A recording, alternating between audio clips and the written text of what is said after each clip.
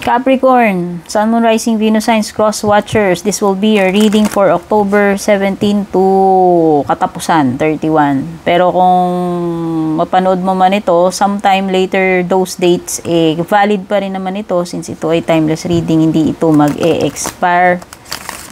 Ayan, sa mga interesado mag-avail ng personal reading ko, panoorin nyo na lang yung video hanggang dulo or pakibasa yung description above or below. Nakasulat lahat ng detalye dyan. Shoutout sa lahat ng viewers natin dito sa Pinas at abroad. Shoutout na rin sa mga naggagandahan, nagpopogian nating mga nag-avail ng subscriptions and memberships. Flex yung mga names nyo at the end of this reading. Ano ba? Yung mga dapat mo laman ngayong Capricorn, surrounding energies, yung mga ganap. So, yung unang card mo here is Bear. And then, meron ka ring Rider. Daming Rider cards. Dami yatang nagsipag ano dito. Ewan ko. Nagsipag gala or meron ka ring 3. At saka Moon. Moon. Okay. Something related sa health mo. Binabanggit ng 3. I hope this is good health or else. Yan. Dalawa lang naman yun eh. Either you are in good shape or meron nararamdaman ka or kahit wala ka nararamdaman pero hindi mo alam na meron something going on sa katawan mo. Pwede rin naman ganon. Okay, another thing about the 3 is money. So, malakas yung energy dito, matters involving money, and you need to be careful kasi meron kang bear card, no? Bear card together with the 3 card. So, it means yung mga bagay na kailangan mong pag-ingatan, protektahan, i-guard, no? And which is your money. Kasi nga, feeling ko lang meron something related sa money dito. Oo. Finances eh. Protektahan mo yan. Protektahan mo. Ewan ko kung may business ka. Oo. Pero if ever, maganda naman ang indication ng 3 kasi minsan ito ay indication ng stability, growth. Ayan, maaaring may growth. Meron bang growth pagdating sa kaperahan? Meron bang growth pagdating sa sa sarili mo? Ano man itong personal goals mo? Or meron bang growth sa career? Something that is stable, something na matagal na inalagaan. Kasi 3, nakita ko, yumabong, lumago.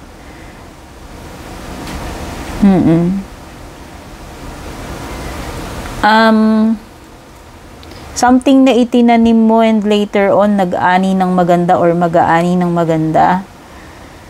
And also, identifying the root cause of the problem. If ever na may problem ka, ngayong October 17 to 31, alam mo, this is something na malalim yung pinag-uhugutan or pinag-uugutan. Kasi, pinag-uugatan.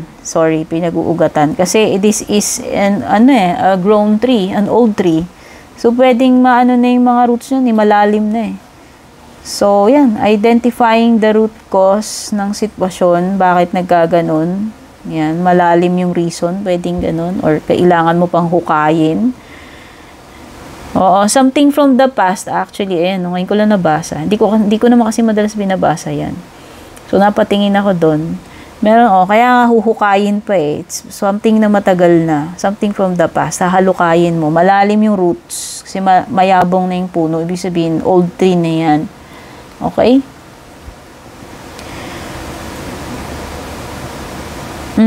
Kagaya ng sabi ko, may receivables ka dito. Pwedeng deliveries, parcels, messages, traveling, or importanteng balita na which is marireceive mo. By the way, meron ka rin dito moon card which symbolizes feelings, emotions. What are these thoughts, feelings na nararamdaman mo about this situation or person? Ayan. Or it could be na itong sitwasyon na to, yan yung a situation that is causing you to become emotional. Pwede rin naman ganun. So, yan. Tingnan pa natin yung tungkol sa love life mo, Capricorn.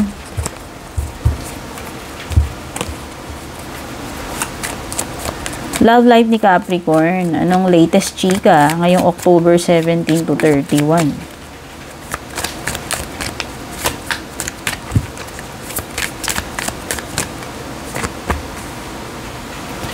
Aray ko naman. Bakit ganun kagad yung paunang card? Okay.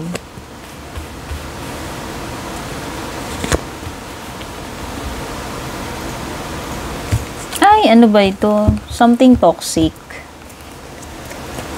Andun yung affection, andun yung love, pero toxic yung relasyon ninyo, yung connection mo. Basta ito ha, kung sino man to, kakonect mo, kung sino man tong person sa isip mo, or kakonect mo, karelasyon mo, or asawa mo.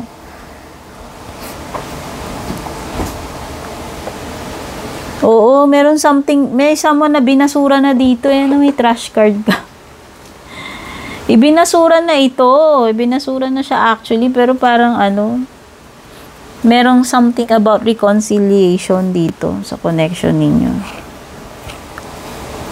Halimbawa, bakit binasura? Parang mas, ewan ko kung ipinagpalit ba, or talagang idinitch ka lang, or idinitch mo lang siya, tinapon mo na lang talaga, pero bumabalik eh. Bumabalik siya eh. Oo.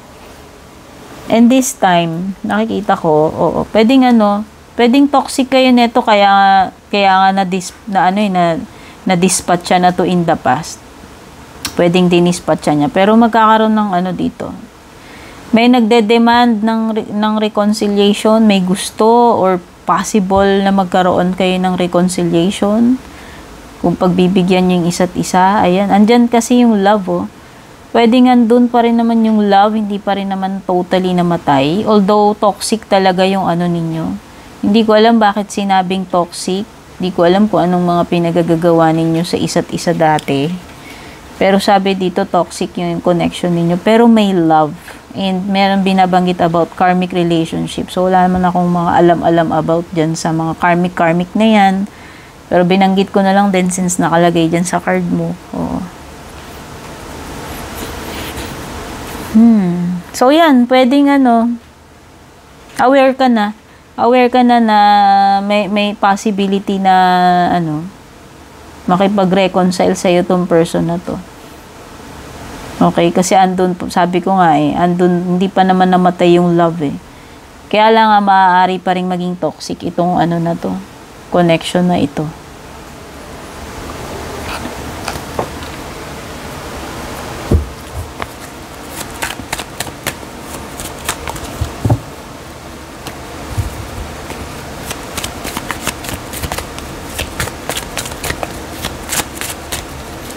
Kumbaga, parang ang dating dito eh, babalik at babalik talaga eh, kayo sa isa't isa. Parang ganun, oo. Yun yung nafe-feel ko dyan sa connection nyo. Additional messages for you. Meron kang Libra energy dito. Meron ka rin Cancer energy. And Taurus energy. Yes, strong energy ng Libra, by the way. Sa ilalim, meron pa ang Libra. Oo, comeback is real talaga, Capricorn. I can see a comeback with the Two of Cups here. Ayan. Kaya sabi ko nga eh, karmic pero may pagka-toxic yung connection nyo. Pero there's no doubt na nandun pa rin yung love, kaya nga magkakaroon ng rekindling eh. Kaya lang, this connection is nakakapagod. Ewan ko Parang nakakapagod, kaya nga parang may itinapon na rito eh. Kaya lang, alam mo yun, yung sabi nga nila, yung basurang, yung basurang itinapon mo, babalik at babalik din sa'yo. Guys, naalala ko yung may commercial na gano'n nung bata ako. Kasi nga, yung tungkol sa, yung mga nagpo-pollute yan. Ayun, yun lang na ano ko lang sa isip ko na tinapon mo na yung basura pero kusang bumabalik sa'yo. Kasi nga karmic kayo, yun yung nakikita ko dito. Oo. Kaya lang there is exhaustion, pero andun eh. Ayan nakikita ko yung partnership dito, yung pagbabalik, yung proposal, andun yung connection and all. Pero possible pa rin na maging toxic yan ha. Pero ito, proposal, pwede rin namang hindi ito romantic. Yung iba sa inyo, hindi ko alam kung may iaalok sa inyo, i-offer na yan. Pwedeng opportunity yan eh, sa business or sa career mo eh.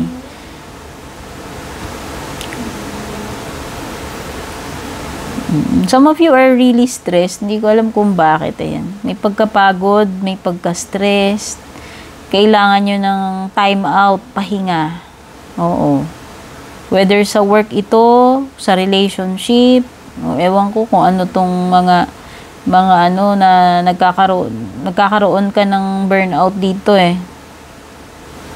Pagkapagod at burnout. So, kailangan mo talaga ng big break. Oo, ito na yung connection na sinasabi ko.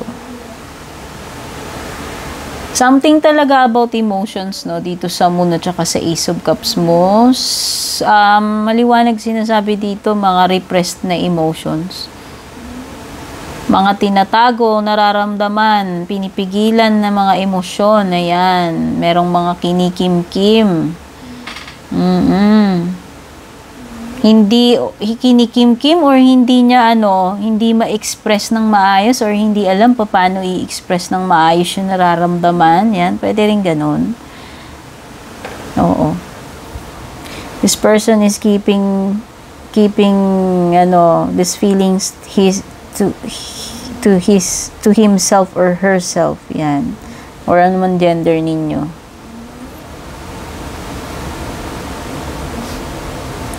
Ay, nag-i-expect ka dear ng something na babalik sa iyo. Well, hindi babalik. Pera ha, to be exact, pera. Kaya kung may nanghiram sa inyo ng pera, ayan. Or kung kayo yung hihiram, pwedeng hindi kayo basta something na hindi mo makukuha yung ine-expect mo rito eh. Ayan, pero nabanggit ko lang din yung pera since may mga coins dyan.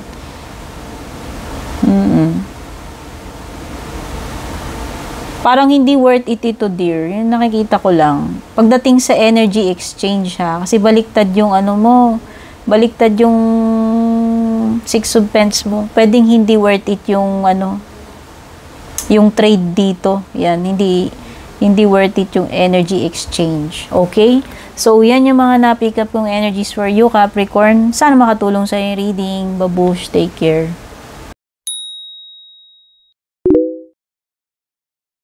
And kung balak nyo pong mag-book or mag-inquire ng personal readings ko, basahin nyo lamang po itong nakasulat sa screen or yung nakalagay sa description.